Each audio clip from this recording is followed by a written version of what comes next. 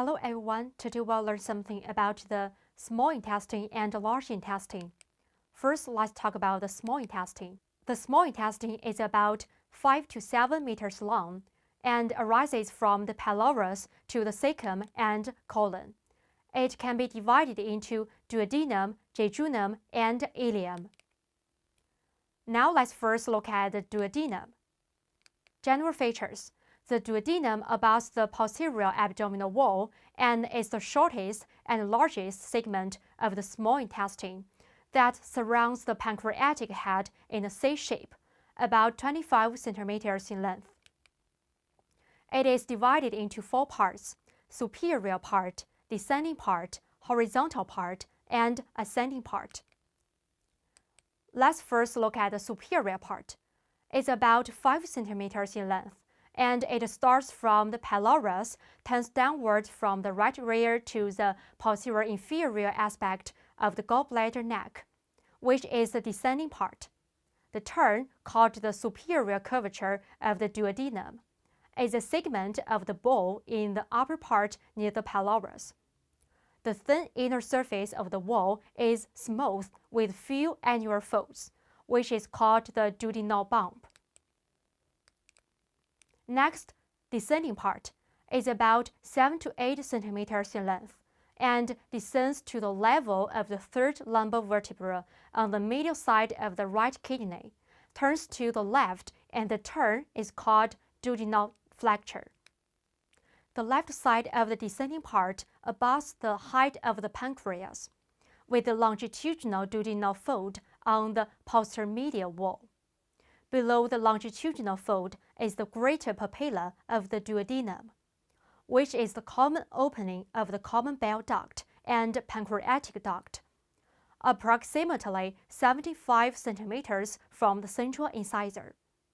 Slightly above the major papilla, a small duodenal papilla is seen, which is the opening of the accessory pancreatic duct. Next, horizontal part is about 10 centimeters in length and transverses the third lumbar vertebra from right to left, then continues to the ascending part. The superior mesenteric artery and vein descends anteriorly. Ascending part is about 2 to 3 centimeters in length, and it rises from the left side of the third lumbar vertebra to the left side of the second lumbar vertebra, turn forward and downward, from duodenal-jejunal flexure and then jejunum. Duodenal-jejunal flexure is connected by a duodenal suspension muscle to the right cross of the diaphragm, which is a landmark for determining the origin of the jejunum at the time of surgery. Please look at this picture. We can see pylorus, superior part, descending part, superior duodenal flexure, minor duodenal papilla, inferior duodenal flexure, and major duodenal papilla. Now let's talk about the jejunum and the ileum. General features. The jejunum and the ileum are connected to the posterior abdominal wall by the mesentery, also known as the small intestine, which has a large fluctuation, and its differences are as follows. Please look at this form.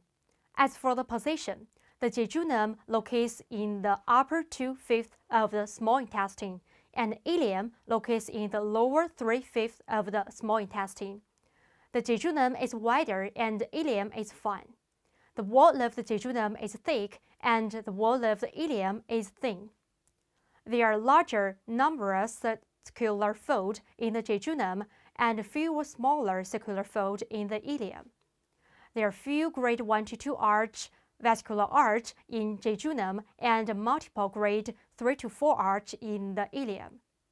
As for the color, the jejunum is deeper red and ileum is paler pink. There are solitary lymphoid follicles in jejunum and aggregated lymphatic follicles in ileum.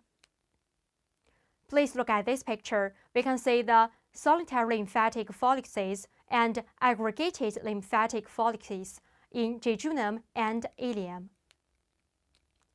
Now let's talk about the large intestine.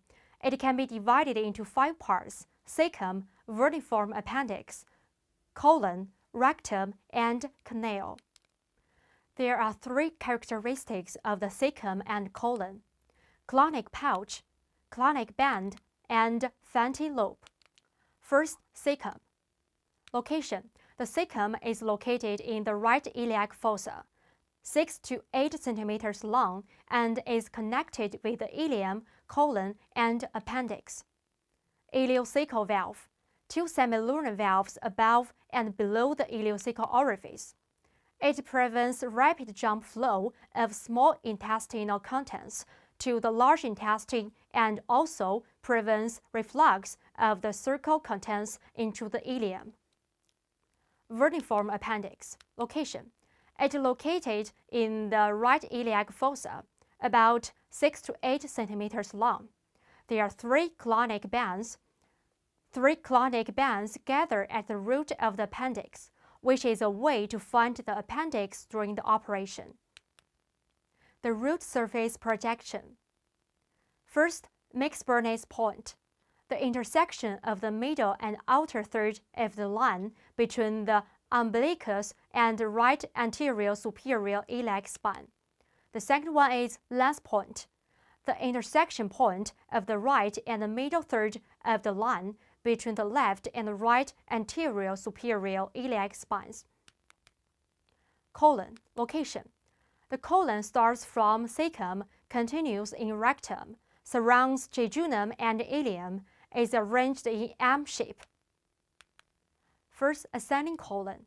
Ascending colon starts from the cecum in the right iliac fossa and ascends to the right flexure of the colon, also known as hepatic flexure. Transverse colon starts from the right colon flexure to the left colon flexure, also known as splenic flexure. It's connected to the posterior abdominal wall by mesentery. Descending colon. Descending colon descends from the left colon flexure to the level of the left iliac crest, continues to the sigmoid colon. Sigmoid colon transfers from the level of the left iliac crest into the pelvis to the level of the third sacral vertebra, then into the rectum. Now let's talk about the rectum. The rectum is about 10 to 14 centimeters long and is within pelvic cavity. Extends from the third sacral vertebra to pelvic diaphragm. Features: it has two flexures, sacral and perineal flexures. The sacral flexure is protruding backward and perineal flexure is convex forward. It has one enlargement. It's located in the lower part of the rectum, called the ampulla of rectum. It has three transverse folds. The upper and lower two are located in the left rectal wall, and the middle one is large and distinct, with a constant position, and is located in the right rectal wall, 7 centimeters from the anus. Now let's talk about the anal canal. Anal canal is about 3 to 4 centimeters long and extends from pelvic diaphragm to anus. There are several structures: anal column, anal flap, dentate line, anal sinus, white line, anus, anal sphincter, and external anal sphincter. First, anal column. Anal column has longitudinal mucosa folds on the inner surface of anal canal, about 6 to 10 folds. Anal flap. Semilunar mucosa fold between the lower ends of the anal column. Dentate line. The lower end of the anal column is connected with the base of the anal valve to form a serrated circular line, which surrounds the inner surface of the anal canal. Anal sinus. Anal sinus is a small recess surrounded by the anal valve and the lower end of the anal column. White line. At 1 to 1.5 centimeters above the anus, a light blue annular line can be seen on the living skin, equivalent to between the internal and external anal sphincters. Anus. Inferior anal orifice of anal canal, which is an anterior and posterior longitudinal hiatus, with an anteroposterior diameter of about 2 to 3 centimeters. Anal sphincter. Internal anal sphincter. It is a smooth muscle and is formed by thickening of the circular muscles of the intestinal folds. External anal sphincter. It is a striated muscle that surrounds the external anal sphincter and is divided into subcutaneous, superficial, and deep parts. Please look at this picture. In this picture, we can see anal columns, anal sinus, anal valves, white line, dentate line, internal anal sphincter, and external anal effector. Anorectal ring.